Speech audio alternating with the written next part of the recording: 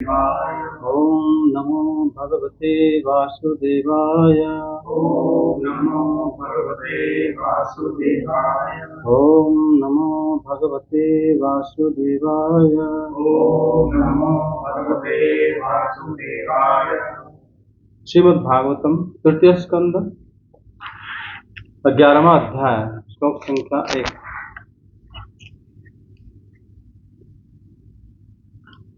चरमः सद्विषोषाण मनेको संयुतः सदा परमाणुष विज्ञेयो नृणामैक्यभ्रमो यतः सत एव पदार्थस्य स्वरूपावस्थितस्य यत् कैवल्यं परमहान विशेषो निरंतरः। अनुवाद। मनवंतर आदि काल विभाग का वर्णन। श्री मैत्रेय जी कहते हैं, विदुर जी, पृथ्वी आदि कार्य वर्ग का जो सूक्ष्मतम अंश है, जिसका और विभाग नहीं हो सकता, तथा जो कार्य रूप को प्राप्त नहीं हुआ है और जिसका अन्य परमाणुओं के साथ संयोग भी नहीं हुआ है, उसे परमाणु कहते हैं। इन अनेक परमाणुओं के परस्पर मिलने से ही मनुष्यों को भ्रमवश उनके समुदाय रूप एक अवयवी की प्रतीति होती है। उसमें सेकंड श्लोक का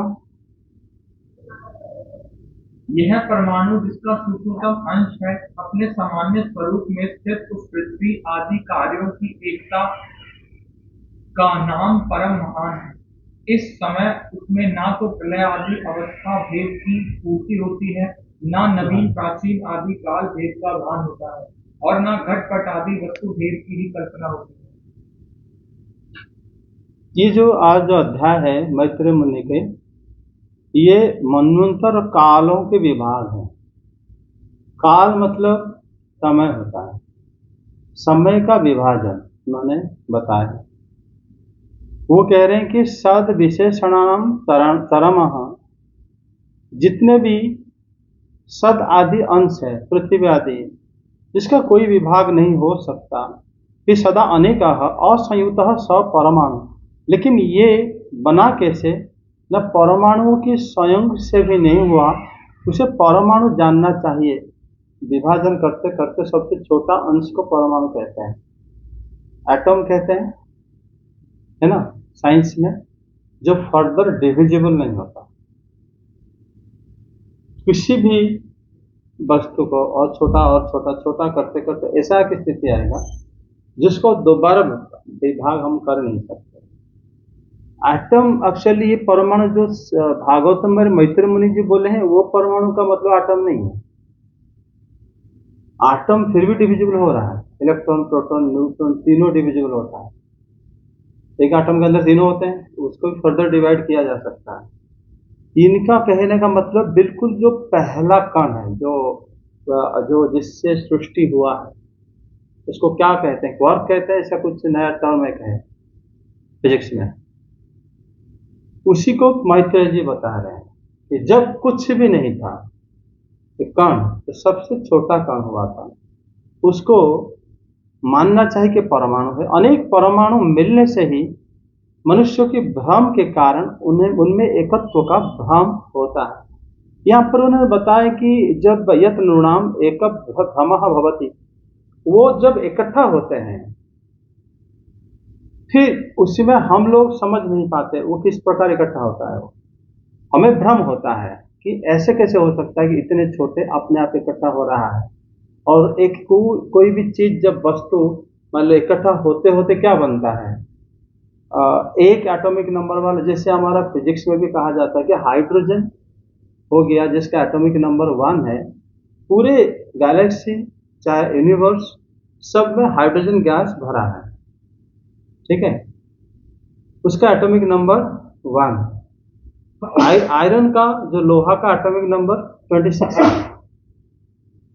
सोना का 79 है। मतलब अगर तुम हाइड्रोजन को जोड़ते जाओ, अगर जुट गया 6 है कार्बन का, अगर मान लो जुड़ गया 6 हो गए तो कार्बन हो जाएगा। अगर वो मतलब जुड़ के 26 से हो गए तो आयरन हो जाएगा। ऐसा उसका आप अलग अलग उसका धर्म भी अलग हो जाएगा, वो मैग्नेट से अट्रैक्ट भी हो जाएगा। जो 79 हो जाएगा वो गोल्ड हो जाएगा, वो कभी जंग नहीं लगे। मतलब ये जो बता रहे हैं सृष्टि का क्रम जो है कि एक कण से धीरे धीरे कैसे वो इकट्ठा होके अलग अलग प्रकार की बना के फिर दुनिया बना है। पीरियोडिक टेबल में हमारा शरीर के अंदर जितने सारे अवयव हैं ये तो मॉलिक्यूल है, और हमारे ब्लड को देख लो, बालों को देख लो, प्रोटीन मॉलिक्यूल होता है बालों में, स्किन में भी, ब्लड के अंदर में भी आप देखोगे हेमोग्लोबिन है, उसका सब मॉलिक्यूल कितने कॉम्प्लेक्स है, बड़े बड़े हैं। उसके अंदर छोटे छोटे अगर कहेंगे कि हुआ कैसे, बना कैसे, तो इस तरह परमाणु में तो पहुंच जाओगे। ठीक है, तो उसी से ही वो आगे बताते हैं कि ये परमाणु जिसका सूक्ष्मतम अंश है, अपने सामान्य स्वरूप में स्थित इस पृथ्वी आदि कार्य की एकता का नाम परम महान है। ऐसे जुड़ जुड़ के ये सब सारे वस्तुएं बने हैं, ऐसा समझना चाहिए। पृथ्वी बना है, जल भी उसी से ही बना है, अग्नि भी उसी से ही बना है, उसी प्रकार एयर मॉलिक्यूल मतलब सारे गैसियस पार्टिकल ऐसे होके सब बने हैं। ईथर में, आकाश में जो कण है उसको ईथर पार्टिकल कहते हैं। ठीक है, वो भी शून्य नहीं है। तो ऐसे सब जो बने हैं वो कह रहे हैं कि ऐसा उनमें घट घट आदि वस्तुओं की भी कल्पना हम लोग नहीं कर सकते। मतलब ऐसे सबकी जो है हम लोग सोचते हैं कि वो अलग है, सोना अलग है या तो आयरन अलग है, हाइड्रोजन अलग है, अलग नहीं है। अगर उनको केमिस्ट्री हमारा जो साइंस भी एक्सेप्ट कर रहे हैं तो एक है, क्योंकि अगर उनको उतना यूनिट बनाए देंगे तो वो प्रॉपर्टी दिखाने लगेगा। समझे? इसका मतलब वो गोल्ड से भी अलग है, हाँ, आयरन से भी अलग है, कार्बन से अलग है। अगर उसको कार्बन का सबसे छोटा कण को अगर 6 हिस्सा कर दो तो हाइड्रोजन बन जाएगा। गोल्ड का छोटा कण को अगर तुम 79 हिस्सा कर दो तो गोल्ड हाइड्रोजन बन जाएगा। हाइड्रोजन का फिर कण कर दो तो वो परमाणु बन जाएगा। ऐसा होता है। वो कह रहे हैं सब एक जैसा ही थे, लेकिन वो अलग अलग यूनिट बन के अलग अलग प्रकार हमें प्रतीत होने लगे। समझे? अलग अलग हम प्रकार दिखने लगे। जैसे हम लोग, हमारी बॉडी में भी जो जो पार्ट्स हैं वो भी इसी से समझ जाओगे कि जैसे सब बना है उसका मतलब जो सारे जो कह सकते हो उसका जो अंश है परमाणु से ही ऐसे सब बने हैं। आगे कहते हैं श्लोक 3-4 पढ़ो। सेकंड हो गया ना, सेकंड में हुआ आप परमाणु मतलब स्वरूप अवस्थित सत एव पदार्थ यत कैवल्यम निरंतर विशेष परम महान। मतलब परमाणु जिनका सूक्ष्मतम अंश है, किनका, जो महान के या कह सकते हो भगवान के जिनका अंश है, और वो उसी से ही पदार्थ बनते हैं, अपने आप जो बनते हैं वही परम पुरुष को जो घट घट आदि वस्तुओं में हर जगह में रहते हैं और जिनसे प्रलय आदि अवस्था भी भेदों की स्फूर्ति होती है, वो सब जो जिनसे संगठित होता है, ना काल ना प्रलय ना सृष्टि। कण के सामने तुम अगर प्रलय हो भी गया तब भी कण रहेगा, अगर सृष्टि हो भी गया तब भी वो रहता है। तो उसी प्रकार और बाकी जिसमें काल का भी भेद प्रतीत होती है वही जिसमें घट घट आदि। अनुवाद वहां पर क्या लिखा गया है, इसमें तो अनुवाद थोड़ा अलग है। परमाणु जिसका सूक्ष्मतम अंश है, अपने सामान्य स्वरूप में स्थित उस पृथ्वी आदि कार्यों की एकता, समुदाय अथवा समग्र रूप का नाम परम महान। मतलब उसमें जो कार्य होता है जिससे इकट्ठा हो के तो पृथ्वी आदि बन जाते हैं, पृथ्वी जैसे स्वरूप ले लेते हैं, उसको महान कहते हैं। महत्व मतलब कहते हैं, महान भी कहते हैं।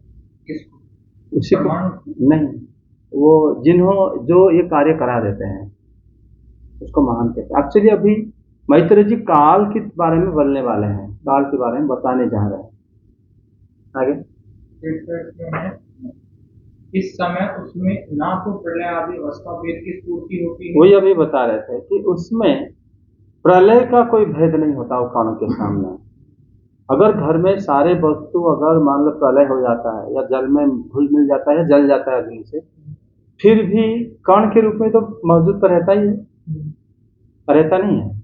ये सब अगर जल जाता है कार्बन डाइऑक्साइड के रूप में, सबके अंदर कार्बन है, वो कार्बन डाइऑक्साइड के रूप में वो आकाश में मौजूद रहेगा, तो उसमें उसको प्रलय हुआ कैसे कहेंगे? उसमें प्रलय और सृष्टि का कोई मतलब नहीं रहता। आगे साधु श्रेष्ठ, इस प्रकार यह वस्तु के सूक्ष्मतम और महत्तम स्वरूप का विचार हुआ। इसी के सादृश्य से परमाणु आदि अवस्थाओं में व्याप्त होकर व्यक्त पदार्थों को भोगने वाले सृष्टि आदि में समर्थ अव्यक्त स्वरूप भगवान काल की भी सूक्ष्मता और स्थूलता का अनुमान किया जा सकता है। तो काल को अभी बता रहे हैं कि हम काल को सूक्ष्म और स्थूल रूप में ऐसे समझ सकते हैं जैसे सूक्ष्म और स्थूल पदार्थ दोनों होते हैं। पृथ्वी से सूक्ष्म कौन है? जल है।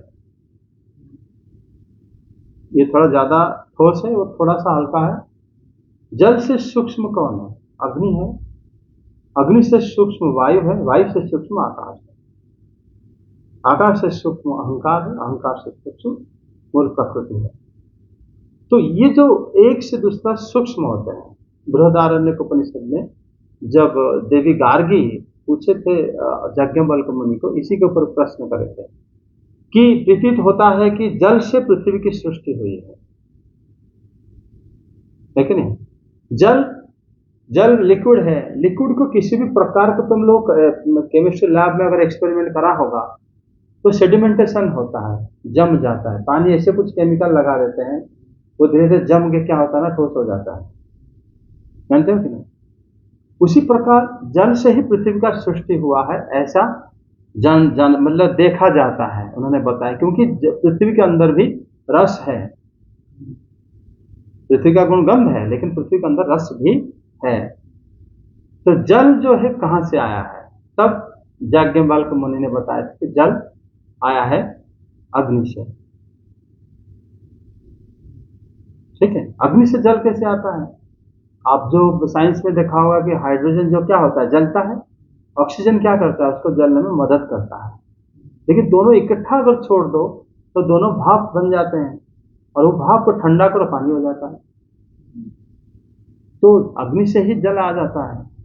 वो अग्नि कहां से आता है? अग्नि अगर हम लोग मानते हैं कि हाइड्रोजन और ऑक्सीजन से हुआ है, इसका मतलब वो एक वायु का, एक एयर का पार्टिकल है। वो अग्नि वायु से ही आया है। वायु का एक विशेष रूप को अग्नि कहते हैं।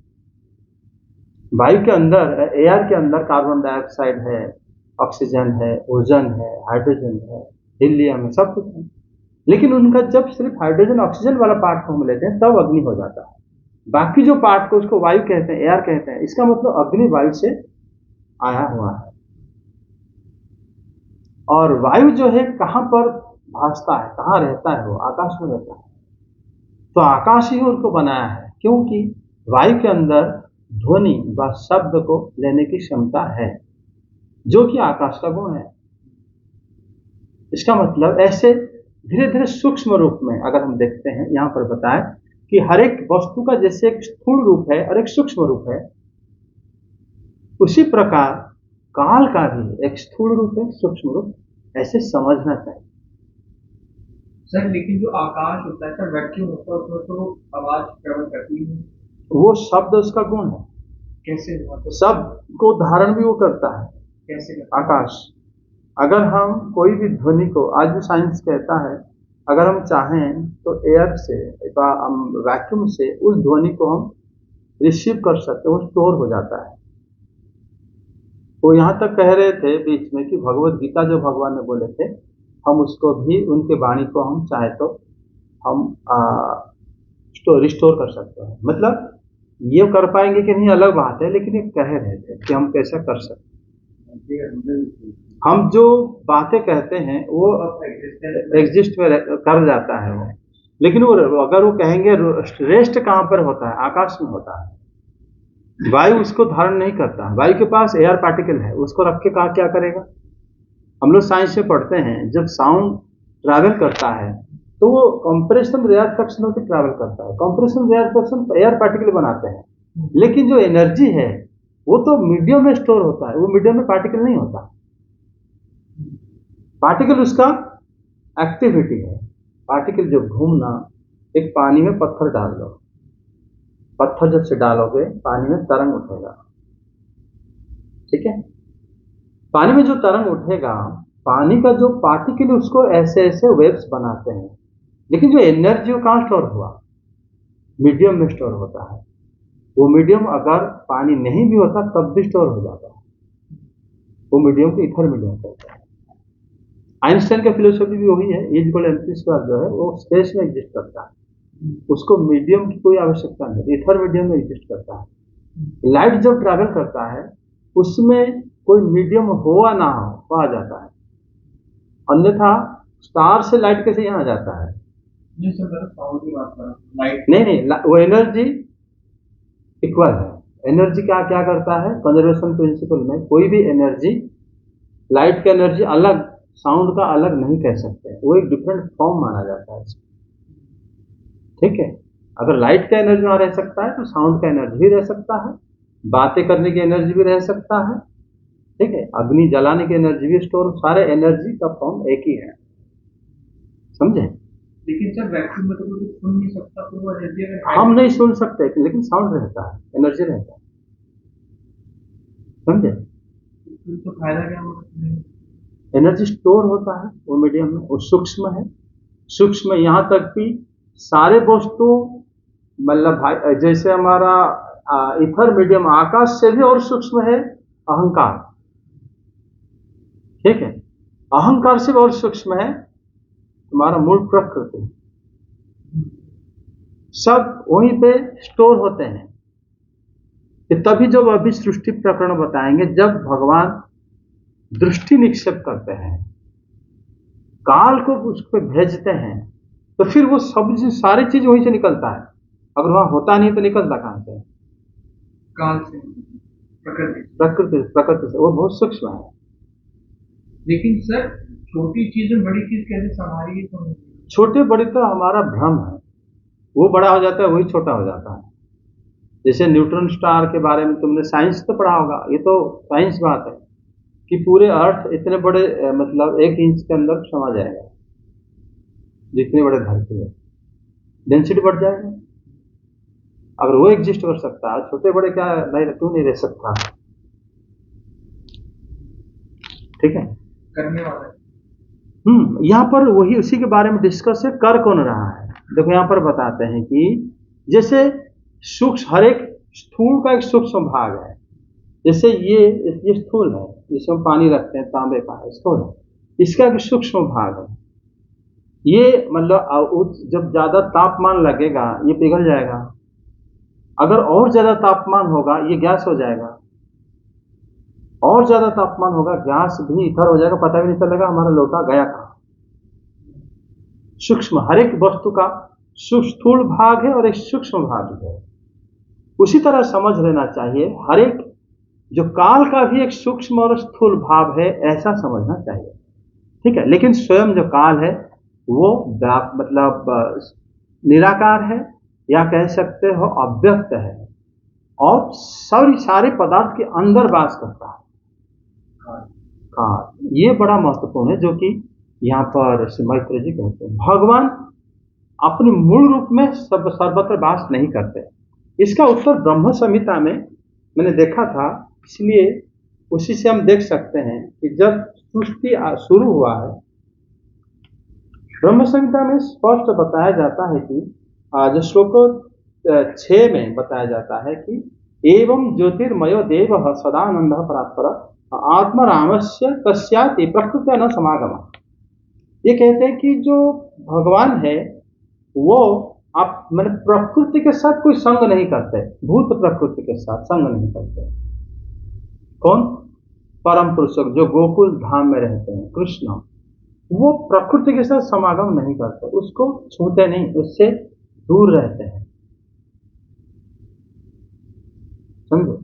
अगर ये ब्रह्मादेव यहाँ पर बता रहे हैं कि एवं ज्योतिमय देव, मतलब वही चिन्मय देव, सद आनंदम, जो कि नित्य आनंद में रहते हैं, आत्मा आरामस्य, चिन्मय धाम में रहते हैं, लीला करते हैं भक्तों के साथ, वो हमेशा लीला करते हैं, आनंद रहते हैं, आनंदित भक्तों को कराते हैं, लेकिन वो क्या करते हैं, तस्य अस्ति प्रकृत्या न समागम, वो भूत प्रकृति के साथ समागम नहीं करते, स्पष्ट बोल दे नहीं करते, उसमें और कोई इफ बट कुछ नहीं लगा सकते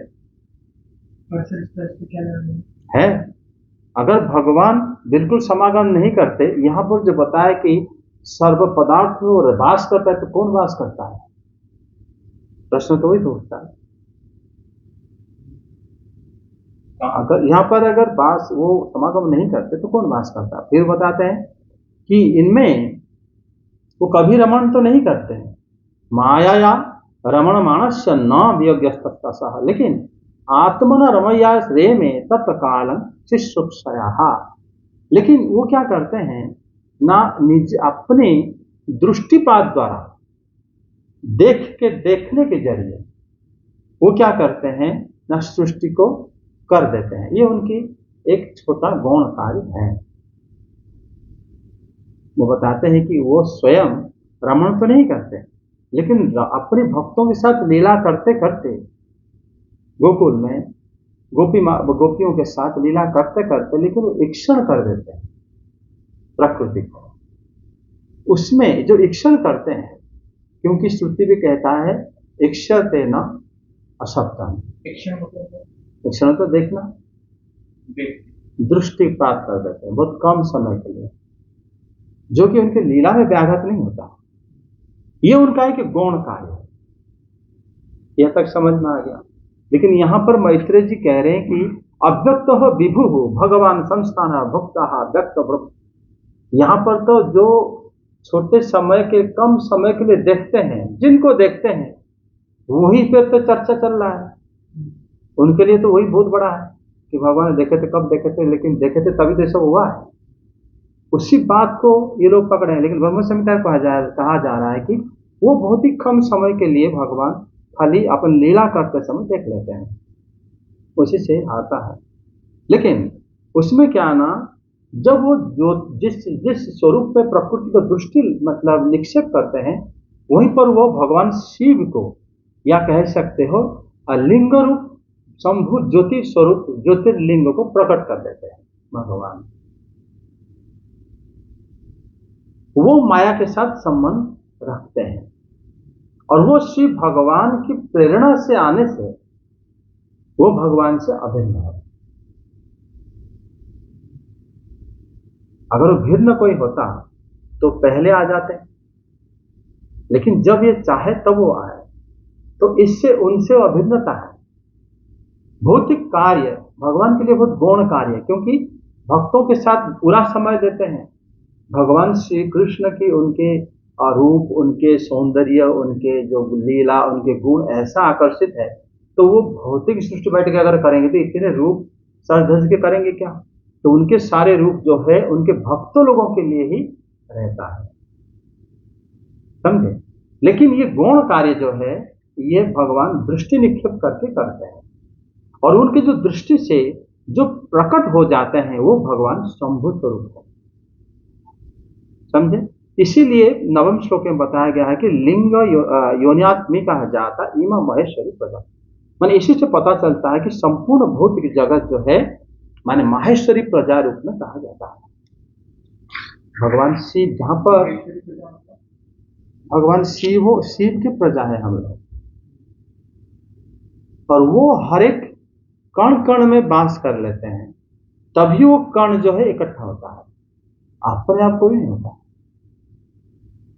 समझ में तब। लेकिन वो भगवान से अभिन्न भी है, क्योंकि श्री कृष्ण की बिना इच्छा से वो प्रकट नहीं होते, और भगवान इसी रूप में ही सृष्टि करते हैं। इसमें एक और बात भी है, जब उन्होंने परमाणु आदि सब में सब व्यापक है, स्वयं अव्यक्त रहते हैं, वो भगवान शिव के वास्तव में कोई स्वरूप नहीं है। उनको जिस स्वरूप में हम लोग उन्होंने प्रचेताओं को उन्होंने उपदेश दिए भगवान शिव, वो एक स्वरूप है जिनके माध्यम से हम पूजा करते हैं, नहीं तो लिंग स्वरूप में पूजा होते हैं भगवान, समझे। और उसमें भी अब देखा जाता है कि भगवान श्री राम के रूप में उन्होंने लिंग भगवान को पूजा कराए, लिंग स्वरूपों का भगवान शंकर जी का, जब ऐसे भी देखा जाता है भगवान शंकर भी भगवान श्री कृष्ण के साथ युद्ध में हार भी जाते हैं। तो ऐसे जो लीला है यो हम लोग को दिव्य ज्ञान प्रदान करने के लिए ही भगवान ऐसे करते हैं, अपने आप एक होकर भी अन्य अन्य कार्य करते हुए देखा जाता है। और उन्होंने अपने आप अव्यक्त रहकर भी अव्यक्त विभु भगवान संस्थान हो भुक्त अव्यक्त वो अव्यक्त होकर भी एक दूसरे से अलग जो सारे कण रहते हैं उनको इकट्ठा वही करते हैं, क्योंकि हर जगह प्रवेश कर जाते हैं। वो हर एक कण कण में प्रवेश होने से जो हम कहते हैं कि साइंस कहता है कि अपने भी इकट्ठा हो गया, उसके बाद ऐसा हो गया, हुआ कैसे, कौन उसके पीछे है? लेकिन उनके पीछे श्री कृष्ण को सर्व कारण कारण कहा जाता है। श्री कृष्ण मत्तः परतरम नान्यत् किंचित् अस्ति धनंजय, ये कहा जाता है कि उनके बिना कोई परतत्व नहीं है। लेकिन ये भौतिक जगत सीधा सीधा भगवान शिव से जुड़ा हुआ है, जो कि श्री कृष्ण से अभिन्न है। समझे कि नहीं? क्योंकि श्री कृष्ण स्वयं भौतिक शक्ति के साथ उनका सीधा सीधा कोई संबंध नहीं रहता। इसे क्यों कहा जाता है? क्योंकि प्रलयकर्ता कौन है? भगवान शिव। ये बात सर्वविदित है, शास्त्र में कहा जाता है। और जो प्रलय करता वही ही सृष्टि करता है। क्यों? क्योंकि जिन्होंने प्रेरणा उसके अंदर करके उसको जोड़ दिया, तो वही जब वही प्रेरणा को डालेगा वो अलग भी हो सकते हैं। तो जिन्होंने जोड़ा था वही उसको तोड़ सकता है। अगर भगवान शिव इसका प्रलय करता है तो वही भी इसी जगत का सृष्टि करता है, और कोई नहीं हो सकता। समझ में आया कि नहीं? अगर हम कहेंगे श्री ब्रह्मा सृष्टि करता है, लेकिन इस जब ये कण सब इकट्ठा हो रहे थे उस टाइम ब्रह्मा जी का जन्म भी नहीं हुआ था।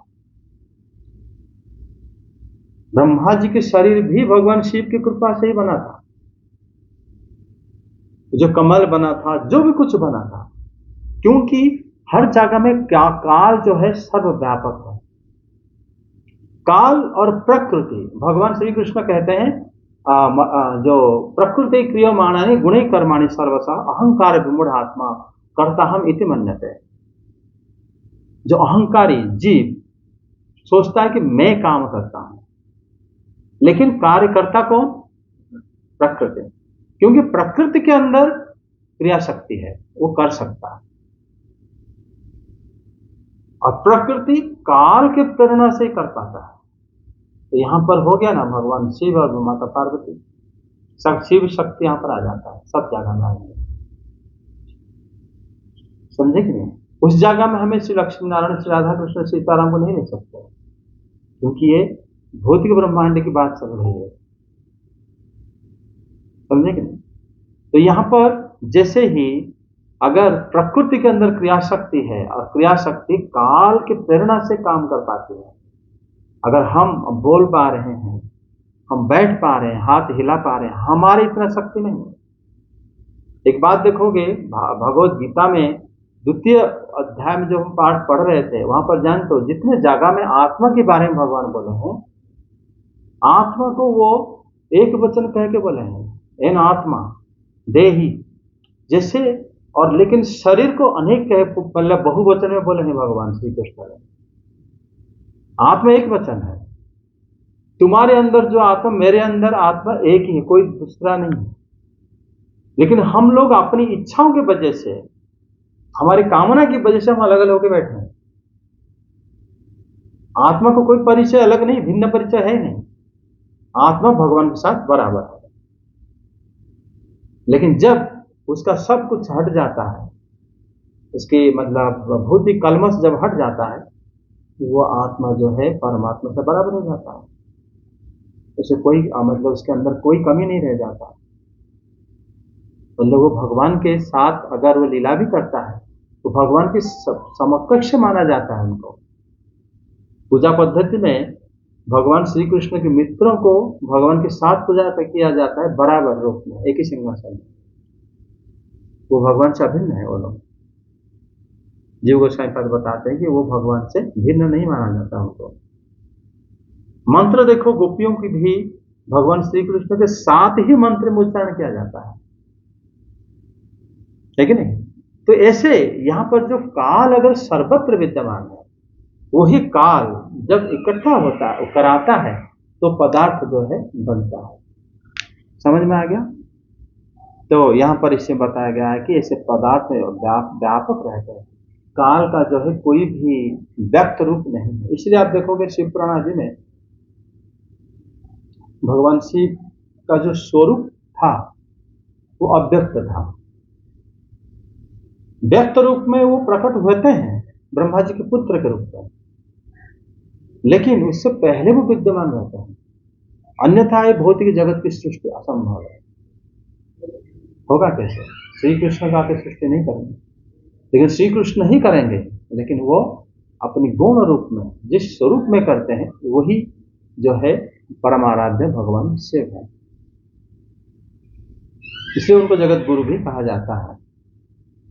विदुर जी हम तृतीय स्कंद जो आज शुरू हुआ, उनको भगवान शिव को जगत गुरु कह के उन्होंने चराचर गुरु कह के वो शब्द व्यवहार करे हैं कि वो कैसे, जब सती देवी का चतुर्थ स्कंद में शायद होगा ना, जगत गुरु अभी तक जगत करता है, जगत गुरु भी नहीं होता, क्योंकि गुरु मतलब होते हैं जो सबको अंधकार से अलग को मतलब प्रकाश की तरफ ले सकते हैं, वो एक है ये भौतिक जगत में, वो श्री कृष्ण ही है, वो प्रतिनिधि करते हैं यहाँ पे, तो वो सबको ज्ञान दे सकते हैं,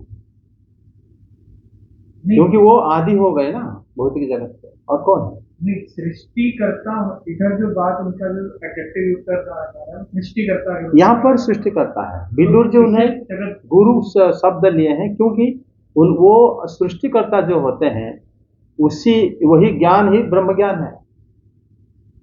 सृष्टिकर्ता के बारे में जानना, सृष्टि जो जैसे होता है वही ज्ञान तो ब्रह्म ज्ञान है। हम कैसे बने और हमारे अंदर प्रवृत्ति ऐसे सब आया कैसे और कैसे उद्धार होंगे, यही तो है। बारे में जानना ही ब्रह्म। हाँ, वो भगवान शिव से ज्यादा कौन जानता है, क्योंकि वही वो स्वयं सारी सृष्टि का कारण हो गए। इसलिए कहीं की जगह में ये सब व्यतिक्रम देखने को मिलता है। जैसे भगवान शिव को जब जहर मतलब समुद्र पिए थे भगवान, है ना, विष पान करे थे, उसी समय आप देखोगे भगवान अजित रूप में भगवान विष्णु उपस्थित थे देवताओं के साथ, और राक्षस भी थे, और सब लोग भगवान शिव को प्रार्थना करे थे जाके, तो भगवान शिव आके विषपान करे थे। वहां पर देखोगे जो प्रार्थना करे थे अष्टम स्कंद में है, उसी समय भगवान विष्णु भी, सब लोग जो देवता लोग प्रार्थना करें उसी समय भगवान शिव को संपूर्ण जगत के कारण और उनके ज्योति को, ज्योति से कोई श्रेष्ठ नहीं है ऐसा भगवान विष्णु और सब लोग बोले हैं। इसका क्या अर्थ करोगे? जो लोग भगवान शिव को नहीं जान पाते वो कैसे समझेंगे उस श्लोक को?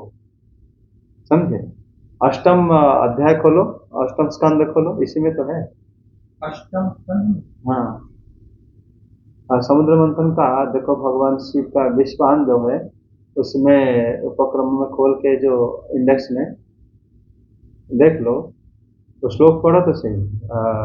पीछे खोलो पहले इंडेक्स में, इंडेक्स में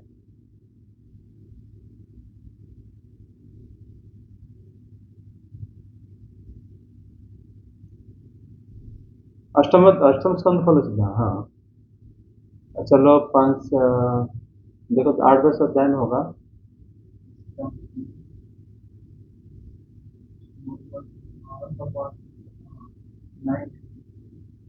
नहीं,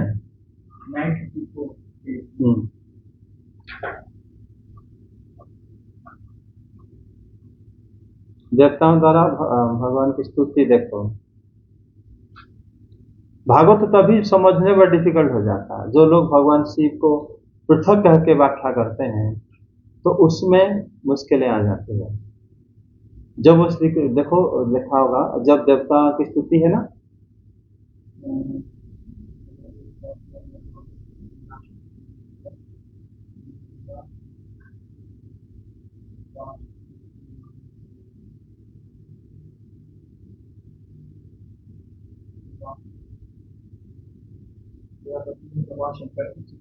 हाँ उसमें देखो स्तुति में बीच में आगे देख लो कौन सा श्लोक में होगा कि आप से कोई बढ़कर नहीं है।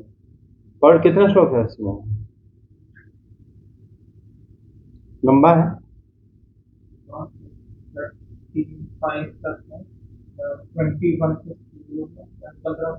21 दो ना मुझे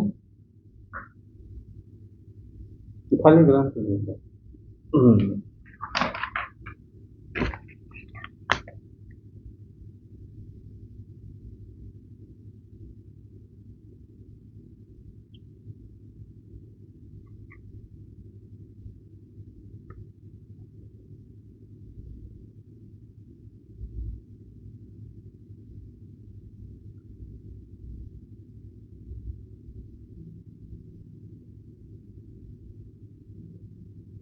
शिव तत्व मतलब क्या है ना, बहुत जगह में है लेकिन उसको उजागर करना चाहिए। यदि शास्त्र में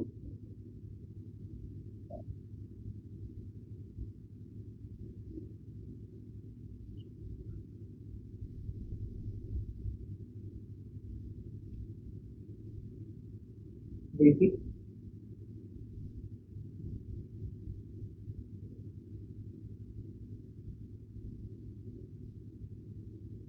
अशोक 31 पढ़ो।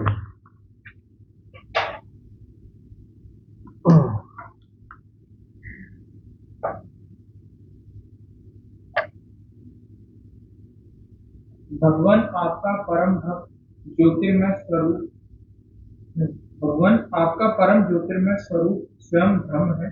उसमें ना तो रजोगुण तमोगुण एवं सत्वगुण है और ना किसी प्रकार का भेदभाव भी।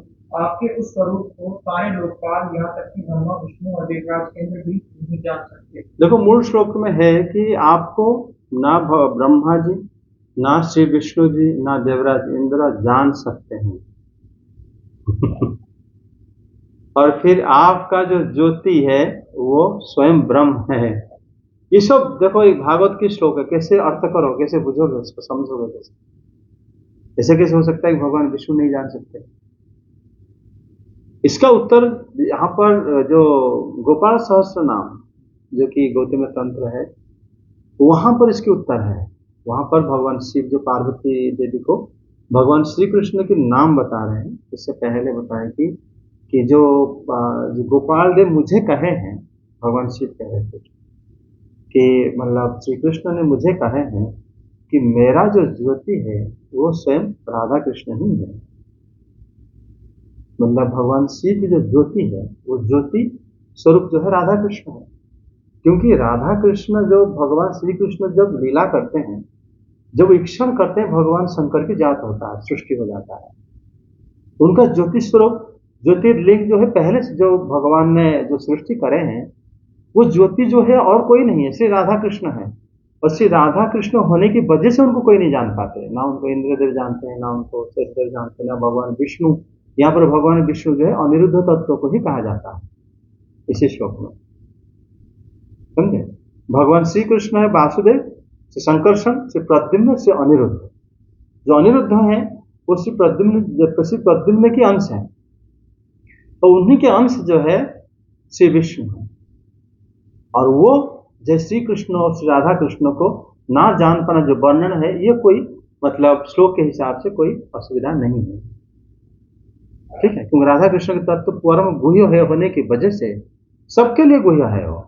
इसलिए यहाँ पर भगवान शिव के लिए कहा गया कि आपकी ज्योति को कोई नहीं जान सकता। उसी में श्री कृष्ण और श्री राधा रानी जुड़े हुए हैं। ये दूसरे पुराणों से उसके अर्थ स्पष्ट होता है। क्या करें? सर ये ज्योतिर्लिंग को अपनी राधा कृष्ण कैसे? ये जो ज्योतिर्लिंग को नहीं, जब ज्योति जब गोपाल सहस्त्र नाम में, गोपाल सहस्त्र नाम है घर में, उसमें है शुरू में, वहां पर भगवान शिव बोले कि मेरा जो ज्योति स्वरूप है उसको वो स्वयं श्री राधा कृष्ण है। ये बात मुझे गोपाल देव ने मुझे कहा है। ये ज्योति स्वरूप है क्या? ज्योतिर्लिंग और ज्योति स्वरूप में क्या अंतर है? ज्योति स्वरूप हो गया भगवान शिव जी की ज्योति, और ज्योति जो है वही लिंग स्वरूप है, कोई अंतर नहीं है। वही जो लिंग स्वरूप है भगवान शिव की जो ज्योति है, जो प्रकाशमय है, जिनका कोई रूप नहीं होता, वो वास्तव में श्री राधा कृष्ण है। इसी वजह से उनको कोई नहीं जान पाता वो तत्व है। तो फिर तो सर इस हिसाब से तो भगवान डायरेक्टली इन्वॉल्व हो सकते हैं। कौन? भगवान श्री कृष्ण सर्व कारण कारण इसी तरह होते हैं। सर्व कारण के कारण इसीलिए उनको कहा जाता है, सारे कारणों के कारण श्री कृष्ण है। लेकिन शिव के स्वरूप में उन्हें सृष्टि करते हैं, आके शिव के स्वरूप में करते हैं, समझे कि नहीं? और ब्रह्मा जी के रूप में वो सृष्टि करता है, भगवान शिव के रूप में प्रलय करता है, और भगवान शिव प्रलय करता होने की वजह से काल स्वरूप में सृष्टि पहले जो शुरू करते हैं वो भी भगवान शिव ही करते हैं शुरू। मतलब हम लोग शिव इसलिए कह लेते हैं भगवान शिव, क्योंकि उनका स्वरूप हम बाद में पता चला, किंतु पहले तो उनको निराकार होकर रहते थे, वो अव्यक्त होकर रहते थे, तो ब्रह्म स्वरूप में उनका कोई रूप नहीं था, समझे?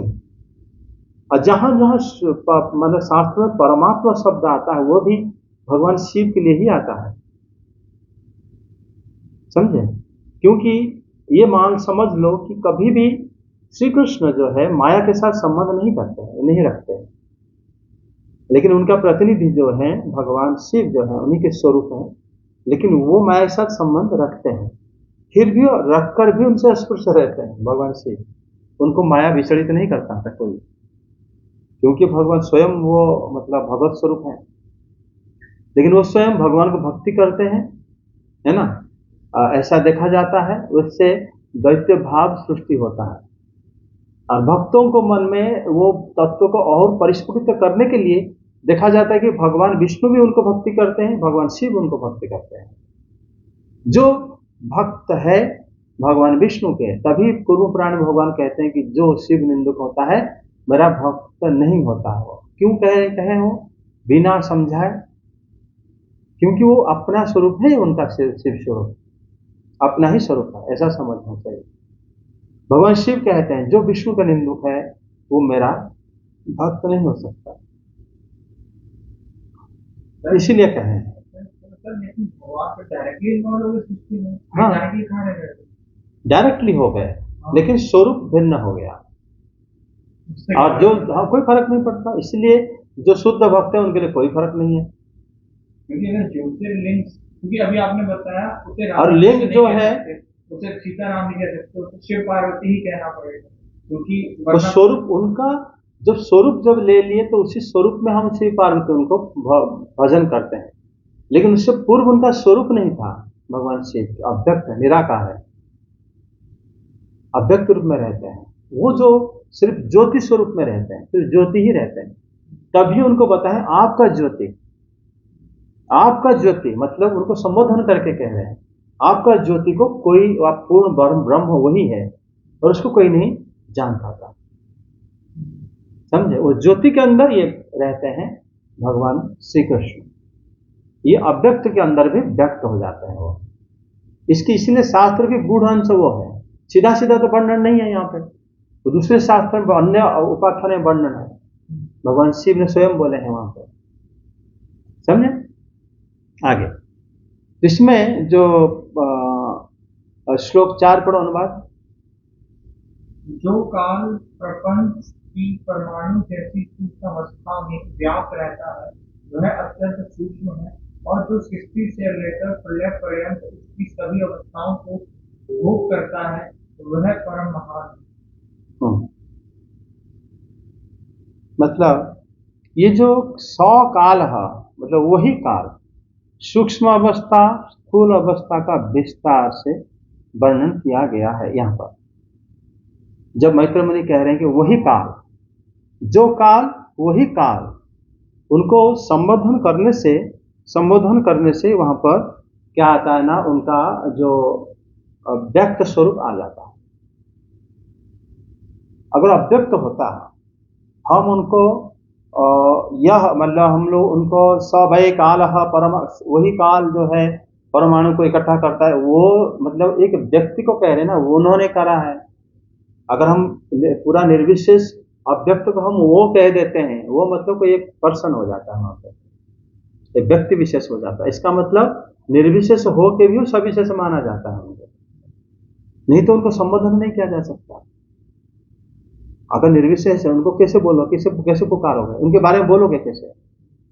तो बोलने के लिए वो है, ऐसा है, अमक है, तो उनको तो बोलोगे तुम कि वो उन्होंने ऐसे करा है, तो उन्होंने जिनको बोल दिया वो तो एक व्यक्ति हो गए ना, वो निर्विशेष होते हुए भी एक हो गए, वो व्यक्त हो गए। तो यहाँ पर ये बताया है कि वही जो काल है अत्यंत सूक्ष्म है, और वो काल सृष्टि से लेकर प्रलय पर्यंत जो है उनकी सभी अवस्थाओं का भोग करता है काल। हम काल के बीच जो एरिया को अभी मेजर करेंगे, लेकिन उससे पहले भी काल विद्यमान था, उसके बाद भी काल विद्यमान था, लेकिन वही काल वैकुंठ जगत में प्रवेश काल के रूप में प्रवेश नहीं करता, वो गोपेश्वर के रूप में प्रवेश कर जाते हैं। तो वहां पर कोई काल का उन्होंने रखे नहीं, हो वहां पर परिसीमा नहीं रखे, वो वहीं पर भगवान के जन हो जाते हैं। लेकिन भौतिक जगत में पूरा हिसाब रहता है, पहले से लेकर आखिरी तक, कौन क्या करा क्या नहीं करा, उसका कर्म कैसा है, कौन मुक्त होगा कौन नहीं होगा इत्यादि काल हिसाब रखते हैं, काल सब कराता है। आगे श्लोक 5 करो। दो परमाणु मिलकर एक अणु होता है, और तीन अणुओं के मिलने से एक तरह रेणु होता है, जो झरोकों में से होकर आई हुई सूर्य की किरणों में प्रकाश में आकाश में उड़ता देखा जाता है। यहाँ पर काल को मेजर मतलब नापने के लिए यहाँ पर बताया जाता है कि ये जो त्रिश्रेणु जो है आकाश में उड़ता ज्ञात होता है, पृथ्वी पर नहीं। मतलब यही जो है इथर है, आकाश की मतलब आकाश इसी से बनी है, ऐसा समझ लेना चाहिए। आकाश की कण ये त्रिश्रेणु है, इथर पार्टिकल, जिसको साइंस फोटोन कहता है। ठीक है, क्या बोल रहा है? दो परमाणुओं से एक अणु, तीन अणुओं से त्रिश्रेणु। त्रिश्रेणु वो है जो सूर्य की किरण से झरोकों में से दिखती है, तो उसमें जो कण उड़ते हुए दिखाई देते हैं उसे त्रिश्रेणु। तो वो तो कण बहुत बड़े हो गए। नहीं नहीं नहीं नहीं, वो उसका अर्थ नहीं है। वो उसका अर्थ यह है कि जो यहाँ पर बताया गया कि जड़ा किरस्म्यावगतः खमेव अनुपतन आगत, यहाँ पर जो खमेवानुपतन अवगत हो न तो गांग पृथ्वीबम, ये श्रीधर स्वामी पाद बता दे उसके अर्थ में कि ये जो खिड़की में जो दिखता है तुम कह रहे हो, वो कभी भी पृथ्वी का कोई कण नहीं हो सकता। हमें जो हमारे आंखें इतने पावरफुल नहीं है, हम लोग देखते हैं कौन सा कुछ जो से धूल उड़ रहा है, कोई खाली तो झरोकों में तो कुछ दिखेगा नहीं रहा हमें। वही बोला है, हाँ झरोकों में उड़ती हुई धूल जो हमें दिखती है। हाँ, उसी को श्रीधर स्वामी पाद बोले हैं कि ये जो जलरंध्र, खिड़की मतलब जलरंध्र जहां पर जल आ सकता है, ठीक है, जलरंध्र आती हुई जो सूर्य की रोशनी में आकाश में उड़ते हुए दिखाई देता है, सूर्य की रोशनी में आकाश में उड़ते हुए दिखाई देता है। इसमें ये समझ लेना चाहिए कि हम जो कह रहे हैं कि जो ये बड़ा वाला वो तो हमारा 3 गुना क्या, वो 1000 गुना बड़ा होगा। हाँ, इसलिए वही उसका अर्थ नहीं है। लेकिन जो हाँ डेफिनेशन दिया वो तो नहीं, अनुवाद अलग दिया है। अनुवाद को इसलिए ये स्पष्ट करे हैं, अनुवाद के ये स्पष्ट करे हैं, जब वो रोशनी मतलब होते हुए खिड़की होते हुए जो आता है हमारे घर, प्रकाश आता है, वो प्रकाश जिसके थ्रू आता है वो उसका जो कण है वो है त्रस्त्र, फोटोन ही त्रस्त्र, मतलब आकाश का पार्टिकल को कह सकते हैं। उसके आगे आगे तुम्हें पता चलेगा, उसका वैल्यू जब आगे जाओगे ना तो फिर पता चलेगा। आगे क्या लिखा है 6 और 7 में, ऐसे 3 त्रिश्रेणुओं को पार करने में सूर्य को जितना समय लगता है उसे त्रुटि कहते हैं। इससे 100 गुना काल वेद कहलाता है और 3 वेद का एक लव होता है। अक्सर यहाँ पे बोल रहा है सूर्य किरण को पार करने में उस पार्टिकल को हाँ टाइम लगता है। तो इसमें लब का वैल्यू यहाँ पर लिखा है क्या? नहीं लिखा ना सर, लव मात्र साधुकन होता है, तो सेकंड होता है। नहीं नहीं, वो तो हमारा आंखें जो पलक झपकता है ना, हाँ, निमिष से लब का रहता है ना रिलेशन।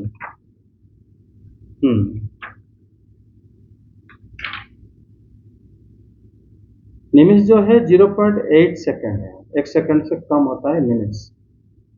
और जो पल जो होता है यहाँ पर जो बता है वो और भी छोटा है, ठीक है। और यहाँ पर 3 लबों का काल निमिष है और 1 लब। और ये क्या बताया गया है, सूर्य के तर्षण पार करने पर समय लगता है। त्रुटि कहते हैं 100 गुणा काल वेद कहते हैं और 3 वेद हो गया लब, मतलब 300 त्रुटि हो गया 1 वेद 1 लब, ठीक है। आधा सेकंड को 300 भाग कर दो, जितना समय होगा उसको 3 लाख में उसको डिवाइड कर दो, मल्टीप्लाई कर दो, वो जो वैल्यू आएगा वो आएगा तर्षण की साइज, काफी छोटा हो जाएगा। इसको मल्टीप्लाई मैंने नहीं करा है यहाँ पे, हाँ, क्योंकि यहाँ पर जो बताया गया सूर्य के 3 तर्षण पार करने में जितना समय लगता है, सूर्य की किरण को 3 तर्षण यानी फिर 3 तर्षण आसपास होंगे ऐसा यहाँ पर बताया नहीं गया है, वो दूर भी हो सकते हैं। हाँ, इसीलिए तो काल को नापना बड़ा मुश्किल है।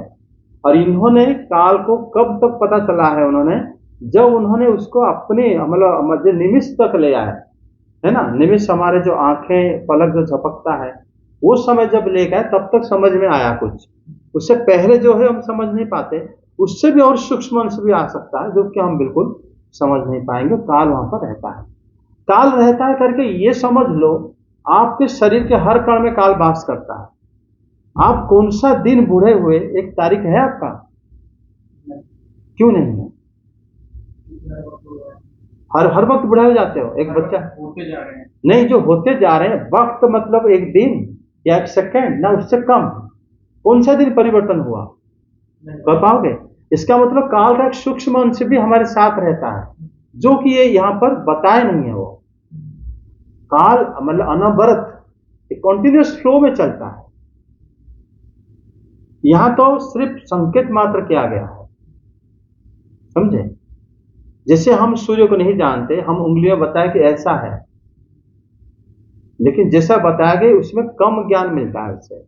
काल आपके शरीर को आप स्टडी करो, कौन सा दिन बाल झड़ गया, कब बाल पक गया, कौन सा दिन मतलब आपके मतलब बूढ़े हो गए, कौन सा दिन मतलब कैसे बड़े हो गए, कब ये बॉडी एक्टिव हो गया, कब इनएक्टिव हो गया, कब से क्या हो रहा है, हम कुछ नहीं कह सकते। समय एक बिल्कुल नहीं कह सकते। अगर तुम ऑब्जर्वेशन में रखो पेशेंट को तब भी नहीं बोल सकते, उससे भी फ्रैक्शन ऑफ टाइम में बदल जाएगा। अचानक तुम पलक झपकते ही तो उससे पहले कुछ इतने सारे चेंजेस भी हो सकता, मतलब हो भी सकता है। वो है काल की सूक्ष्म गति।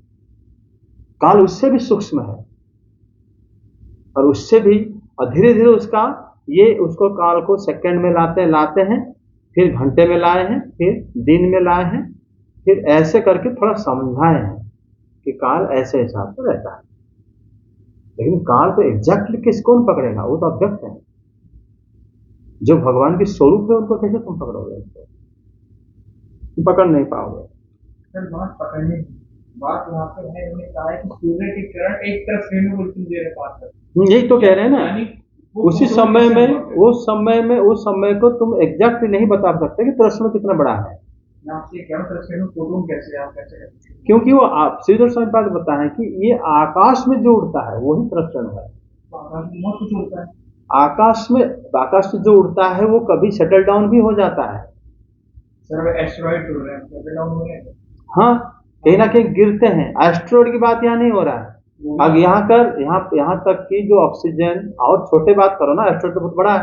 मैं कह रहा हूँ वो तो उड़ ही रहा है, हाँ, पार्टिकल आकाश में जो कण उड़ते हैं, जो कभी भी पृथ्वी में टिकते नहीं, जो सैटेलाइट जो कह रहे उड़ रहे हैं, कभी ना कभी वो आके विश्राम पृथ्वी पे लेते हैं, गिर जाते हैं, समझे।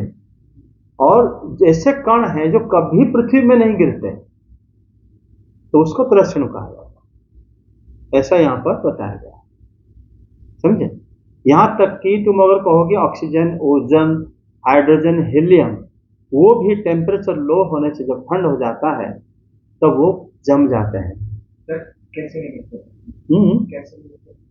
मतलब जैसे अगर एक चींटी बहुत छोटी है हमसे, वो पृथ्वी के हमसे बहुत ज्यादा नजदीक है, तो ऑक्सीजन ले रही है, तो उससे भी छोटा कोई कीड़ा जो पृथ्वी के अंदर बैठा है हम्म, वो भी ऑक्सीजन ले रहा है, तो पृथ्वी को कैसे टच नहीं लगा?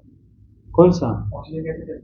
जो ऑक्सीजन स्वरूप, जो मान लो O2 रूप में रहता है ना ऊपर, ऑक्सीजन तुम जो ले लिया पृथ्वी से टच कर लिया, ऐसे तुम कह रहे हो? हाँ, अरे वो रहते जाने के बाद जो केमिकल रिएक्शन करता है तब टच करता है, वो ऑक्सीजन ऑक्सीजन नहीं रहता तब। तुमने जो सांस लिया, वो जो एयर है वो पृथ्वी को टच कर लिया, इसे तुम कह रहे हो? हाँ, ऐसा नहीं, वो तो मतलब समझ नहीं पा रहे हो तुम। जब वो अंदर जाता है सेल, वो पहले लंग्स में जाता है ब्लड सेल को, ब्लड जब एक्सेप्ट करता है फिर ऑक्सीजन बदल जाता है, वो हेमोग्लोबिन बनता है, तब वो टच करता है। सर आपने कहा कि जो कण है वो पृथ्वी को कभी टच नहीं करता। हाँ पृथ्वी यानी पृथ्वी को मान लो, हाँ। पृथ्वी सूर्यकांत से बनी हम्म। है। अब उसको ऐसा कौन सा, सीधी सी बात है, ऑक्सीजन का जो वेट है नाइट्रोजन से ज्यादा है, हाँ हाँ। अर्थ के नजदीक रहती है, नाइट्रोजन ऊपर रहती है, तो नाइट्रोजन टच ना करता है वो भी मतलब नाइट्रोजन ही बहुत ज्यादा ये वो भी टच करता है। टच करता है। तो फिर आप आगे बताओ कौन से ऐसे कण की बात करो जो पृथ्वी को touch करता है? इथर, तो फिर उसी पार्टिकल को ये बोले हैं। तो ईथर पार्टिकल तो आपने परमाणु बताया था। हाँ, इथर पार्टिकल जो है उसी का जो रूप दिखता है आकाश में, इथर जो है, इथर पार्टिकल परमाणु, परमाणु से इथर बना है। हाँ तो ईथर पार्टिकल इथर हो गया परमाणु का, इथर पार्टिकल का मूल भाग परमाणु है, लेकिन परमाणु होता है तेरस्ट्रेणु होता है इथर पार्टिकल, जिसको यहाँ पर इस श्लोक में बताया गया है। ये है ऐसा पार्टिकल, जो पार्टिकल ईथर है वो कभी टच नहीं करता, हमारी बॉडी में रहते हुए भी किसी को टच नहीं कर पाता, खाली जगह को ईथर कहते हैं, समझे? सर आपने बदल दिया था, जो आपने पहले बताया था आपको चला गया था। पहले क्या बताया था? परमाणु। आपने बताया था परमाणु क्वार्क बताया था आपने। क्वार्क भी इथर नहीं है, तो आपने बताया मतलब मैं कह रहा साइंटिस्ट उसको क्वार्क नाम दे रहे हैं, लेकिन एग्जैक्ट जो परमाणु, जो हम लोग अभी परमाणु एटम कहते हैं, एक्चुअली यहाँ पर एटम के बारे में नहीं लिखा गया है। अब अगर मैं इस ये जो ट्रांसलेशन है अगर उसे सही मानूं उस हिसाब से, तो ये उन पार्टिकल जो हमें जब सूर्य किरण गिरती है उसमें जो बीम जा रहा होता है, बीम में जो पार्टिकल नहीं वो नहीं है, वो तरह है। हाँ वो और नहीं, अगर वो तरह तो उसका मतलब परमाणु तो बहुत विशाल हो गया। हाँ एटम तो नहीं बनाना नहीं वो नहीं। तो अब वो क्या होता है ना, जो पार्टिकल हम देखते हैं वो पार्टिकल हमारे आसपास वस्तु में चिपक जाते हैं, हाँ, लेकिन यहाँ पर स्पष्ट लिखा है वो कभी नहीं चिपकता, इसलिए सीरोसाइन टीका में लिखना पड़ा कि जो कभी नहीं मतलब पृथ्वी से टच नहीं करता, वही पार्टिकल के बारे में लिखा गया है। वो सीधा सीधा हो गया आकाश के, आकाश जिससे बना है। तो आकाश परमाणु से नहीं बना, आकाश प्रश्न से बना। अब ये आपने अब बोला, पहले आप परमाणु बोला। पहले परमाणु से श्लोक जैसा था उसी हिसाब से अर्थ था। पहले बताया था कि सबसे सूक्ष्म अंश जो है, जो विभाजित नहीं होता, उसको परमाणु कहते हैं, लेकिन वो परमाणु हमारे साइंस के परमाणु से अलग है, ठीक है? साइंस में परमाणु बोलता है जो विभाजित हो जाता है, लेकिन यहाँ पर स्पष्ट बताया तरस्त्रिण जो है वो आकाश की सृष्टि होता है, इसका मतलब समझ लेना चाहिए। इसका मतलब पहला श्लोक में जो परमाणु शब्द है उसमें प्रकृति बन सकता है या अहंकार बना होगा, जो आकाश से भी और सूक्ष्म है, समझे? जहां पर काल शक्ति एक्टिव हो गया, काल शक्ति एक्टिव हुआ था प्रकृति को, जो भगवान दृष्टि निक्षेप कर रहे थे, प्रकृति को उन्होंने आंदोलित करके महत्त्व को जन्म दिया था। महत्त्व से अहंकार सृष्टि हुआ था, अहंकार से, तामस अहंकार से आकाश सृष्टि हुआ था। इसीलिए यहाँ पर जो परमाणु शब्द है वो आकाश की मतलब गठन उसी से नहीं हुआ है, उल्टा आकाश से भी जो सूक्ष्म है उसी का बारे में परमाणु बताया गया, ऐसा समझना चाहिए, समझे? क्योंकि आप तरस्त्रिण को फोटोन कह रहे हो। तरस्त्रिण जो है फोटोन भी कह सकते हो, या तो आकाश के पार्टिकल कह सकते हैं, इथेरियल पार्टिकल कह सकते हैं। जो दिखता है सन रे में वो यहाँ पर नहीं है, लेकिन जो अनुवाद पढ़ेगा उसका लगेगा वही पार्टिकल है, जो कि बहुत बड़ा होता है, तो बहुत बड़ा होता है, समझे? हाँ, क्योंकि समय आगे जो यहाँ पर जो तरस्त्रिण है, तीन पार्टिकल कितने दूरी पर है, डिस्टेंस ही नहीं बताया, लेकिन बताया कि जब वो तीनों को क्रॉस करने में जितना टाइम लगेगा वो तो त्रुटि कहते हैं, और त्रुटि का 100 गुना, मतलब 100 त्रुटि फिर 3 वेद, फिर 300 त्रुटि से एक लव होता है, और 3 लव मतलब 900 त्रुटि में निमेष होगा, फिर 3 निमेष मतलब 27 100 निमेष में एक क्षण होगा, फिर 5 क्षण को काष्ठा होगा, 15 काष्ठा में का लघु होगा। इससे डिवाइड करके उसको नेक्स्ट क्लास डिस्कस कर लेंगे। ठीक है, जय जगन्नाथ। आज के कोई क्वेश्चन उसके ऊपर? स्कूल में बैठो आप कौन से इंग्लिश पढ़ा रहे हैं? सर इनका सर ऐसे नहीं चलेगा सर, इनका एग्जैक्ट आपको, मेरे को ऐसा लगता है कि आपको बताना पड़ेगा, क्योंकि आपने कहीं और कुछ और बोला था और वो एक ही लेक्चर के अंदर आपने कुछ और बोला था, कुछ और उसको अभी जो लेक्चर के एंडिंग में, वो तो क्लियर तो हो गया ना। परमाणु जो है, साइंस जो परमाणु, वो परमाणु नहीं है, वो आपने पहले ही बताया, क्लियर। अब उसके बाद जब उन्होंने परमाणु हम कैसे समझ सकते हैं उसकी गति बताना चालू करे, उसको और सब दिखाइए। हाँ, क्योंकि यहाँ पर ये समझ लेना, ये एग्जैक्ट मेजरमेंट यहाँ पर नहीं है और हो भी नहीं सकता ये, क्योंकि काल की सूक्ष्म अंश को अभी तो उदाहरण दे रहे थे, बिल्कुल हम समझ नहीं पाएंगे, इतने सूक्ष्म, इतना सूक्ष्म है उसके अंश का गति करता है जब, और लेकिन उसकी जब हमारी ह्यूमन मेजरमेंट में आ जाएगा तब हम समझ पाएंगे हाँ काल ऐसे जा रहा है। ठीक है, यहां तक कि आप जो देखोगे, जो एक साल, 10 साल, 15 साल, एक युग, ये सब गणना भी हमारे हिसाब से हम लोग करते हैं। एक्चुअली काल इससे अलग चलता है, थोड़ा अलग चलता है। अब देखोगे सूर्य का पूरा जो गति है प्रॉपर नहीं है, एक साल में बिल्कुल एक दिन आ जाता है, 365 दिन नहीं होता। चंद्रमा की गणना भी 27 डेज में पूरा होता है, 30 भी नहीं होता कभी कभी। तो उसके हिसाब से चंद्र और सूर्य की जब आप मतलब करोगे, गणना करोगे, तो उसमें अलग पता चलेगा आपको। फिर काल उसी हिसाब से चलता है, जो कि डिवाइड करने पर डिवाइड नहीं होगा, समझे? इसको कैसे गणना करोगे? तभी सुखदेव गोस्वामी बात बोले हैं, उससे कुछ अधिक समय तक एक इंद्र रहते हैं। उन्होंने बताया अधिक समय क्यों बोले हैं, थोड़ा अधिक क्यों बोले हैं, क्योंकि डिवाइड नहीं होता। हाँ, पॉइंट्स में तो आता है, पॉइंट को भी डिवाइड कर सकते थे वो, लेकिन काल फिर भी इतना सूक्ष्म को डिवाइड नहीं होता। हाँ, जैसे एक में आप 3 को भाग नहीं कर सकते। अगर मान लो 3 सेकंड में, मान लो 1 सेकंड में 3 काम हो रहा है, तो पूछेंगे कि एक काम कितने समय में हुआ, आप नहीं बता पाओगे। ये थोड़ी है कि समय नहीं चल रहा है, वहां पे समय है, आप नहीं बता पाओगे। समय इस प्रकार चलता है। हाँ, तो समय की एग्जैक्ट गति ये इंगित करे है ना, ये कि मतलब उसमें क्या करे है ना, उसको संकेत दिए हैं कि ऐसा ऐसा हो सकता है, लेकिन वो उसी से आप भगवान कृष्ण को समझने की प्रयास करो कि वो किस तरह है ना। और इसको एग्जैक्ट हम देखो, कोई भी घड़ी जो है हमारे वर्ल्ड में परफेक्ट नहीं है, ये जानते हो कि नहीं? क्यों? क्योंकि वो कहते हैं कि ये इतना टाइम एक्यूरेसी है। उसका मतलब क्या हो गया? मतलब जो इंग्लैंड की घड़ी या अमेरिका की जो घड़ी है, वो उसका एक्यूरेसी 10 साल है, कि इसका 15 साल तक वो ठीक देगा। उसका मतलब हो गया आगे गलत करेंगे, तो इसका मतलब जो गलत जो कर रहा है सब कुछ हम कैसे नापेंगे उसको?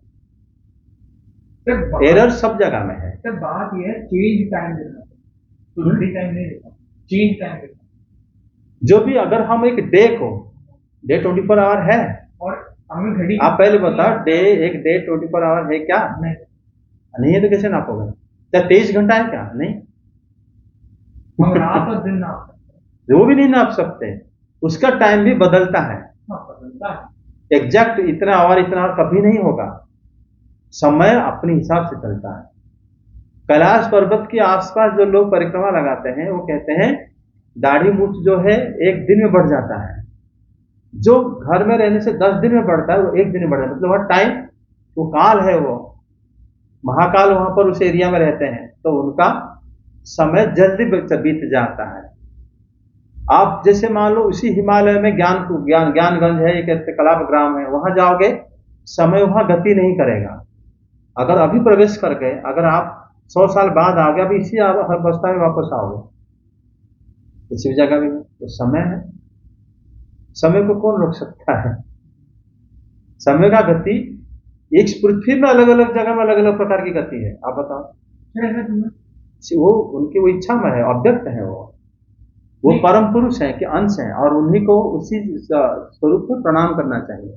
कोई तो कारण है उनका कारण देखो, उनका कारण स्वयं जो कारण रहित है, सबके कारण है। उनका कारण हम लोग कैसे, अगर हम लोग अगर विचार करेंगे तो वो कारण के ऊपर फिर प्रश्न नहीं हो जाएगा, वो कारण कैसे हो गया, हमारा कारण कैसे हो सकता है? नहीं सर, हम सिर्फ ऑब्जर्व ये कर सकते हैं कि वो समय जो है हमारा किसी का अधीन नहीं है और सब जगह बदल सकता है। हाँ सर, मैं वही तो पूछ रहा हूँ कि समय हर जगह पे अलग अलग रखने का कारण क्या होता है? क्योंकि वो इससे ये बताते हैं कि वो सब मूल कारण है, सर्व कारण के कारण है, उनके ऊपर प्रश्न नहीं उठा सकते। समय ऐसा है कि चीजें हैं, मतलब समय ऐसे बदलता है, कोई उसके मतलब सब लोग लपेट में आ जाता है उनका। तभी रुद्र गीता में भगवान शिव स्वयं बोले हैं कि हम रुद्र रूपी काल के द्वारा हम भयभीत हैं। भगवान जब रूप में आ जाते हैं, खुद भी अपने स्वरूप को भयभीत हो जाते हैं। एकादश अध्याय में अर्जुन देव जब विश्वरूप स्तुति करते हैं, उससे पहले भगवान श्री कृष्ण क्या कहते हैं कि मैं ही स्वयं काल रूप हूं, अभी प्रकट हुआ हूं, अभी प्रवृत्त हुआ हूं। तभी इसीलिए वो बात को लेकर बहुत सारे लोग कहते हैं कि भगवत गीता भगवान शिव ने बोले हैं, क्योंकि यहाँ पर बोले हैं कि मैं काल हूं, मैं अभी प्रकट हुआ हूं। इसका मतलब हो गया भगवान शिव आके बोल रहे हैं भगवत गीता। ऐसे वो उनका अर्थ समझ नहीं पाते कि भगवान शिव और भगवान कृष्ण एक ही है, और वो उनके प्रकाश में जब भौतिक जगत की सृष्टि प्रलय की बात आती है, तब भगवान शिव वहीं पे एक्टिव हो जाते हैं, कृष्ण की वो स्वरूप है। ऐसा समझना चाहिए। तो काल को कैसे समझोगे? कुरुक्षेत्र युद्ध में जितने लोग थे सबका काल को हरण कर लिया गया। उससे पहले भगवान श्री कृष्ण समझा रहे थे कि युद्ध मत करो। इसका मतलब अगर समझ जाते तो उनकी तरफ काल नहीं आता, और नहीं समझे काल आ गया। तो इसमें इच्छा में कौन हो गए? हम उनके ऊपर क्वेश्चन कर सकते हैं, प्रश्न नहीं कर सकते। भगवान श्री कृष्ण जब कह रहे थे कि अब युद्ध मत करो, 5 गांव दे दो, इसका मतलब क्या हुआ? अगर वो गांव दे दिए होते तो उनको काल आके नष्ट कर पाता? 18 दिन में नहीं कर पाता। तो नहीं माने। उसके बाद तभी भगवत गीता में आप देखोगे एकादश अध्याय में बोले कि मैं अभी प्रकट हुआ हूं। बोले श्री कृष्ण तभी प्रकट कर दिए थे जब युद्ध असंभावी हो गया था, और सबको, किसका 1 दिन, किसका 15 दिन, सब काल हरण कर लिए। उनका उतना साल वहीं पर बीत गया। अगर उनका उम्र 100 साल का था तो वहां पर 25 साल, 75 साल वही क्षण उनको बिताकर मतलब बीत गया उन लोगों का। काल की दृष्टि इस तरह है, किसी को कभी भी बूढ़ा अचानक कर देंगे, किसी को मतलब तुरंत आयु हरण कर लेंगे, ऐसा होते हैं। और वो सर्वव्यापक है और सर्वशक्तिमान है, भगवान श्री कृष्ण के प्रतिनिधि है। तो इसी हिसाब से उनको प्रणाम के अलावा कुछ नहीं कर सकते।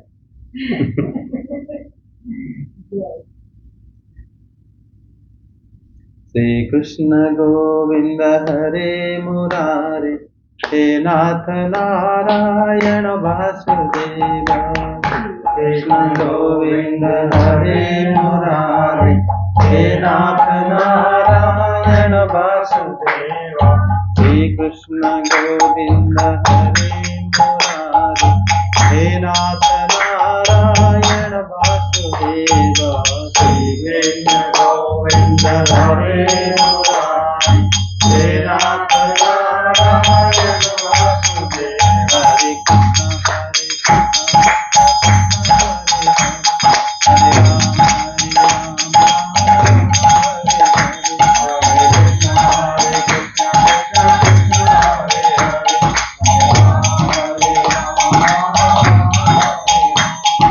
कृष्ण हरे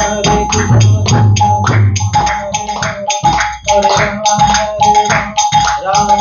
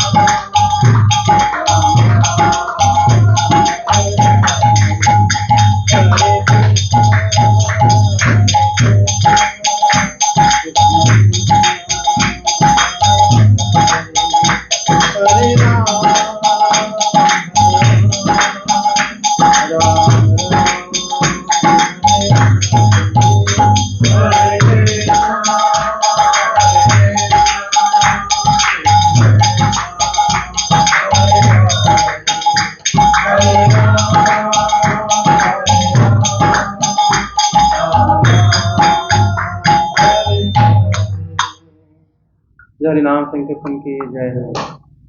जय श्री कृष्ण चैतन्य प्रभु नित्यानंद श्री अद्वैत गदाधर श्री गौर भक्तवृंद की जय। जय श्री बलदेव जय श्री सुभद्रा श्री जगन्नाथ जय श्री संजय की जय। भक्तिदेव कृष्ण माता की जय। भावतन की जय। श्री भक्तवृंद की जय। जय जय श्री राधे श्याम।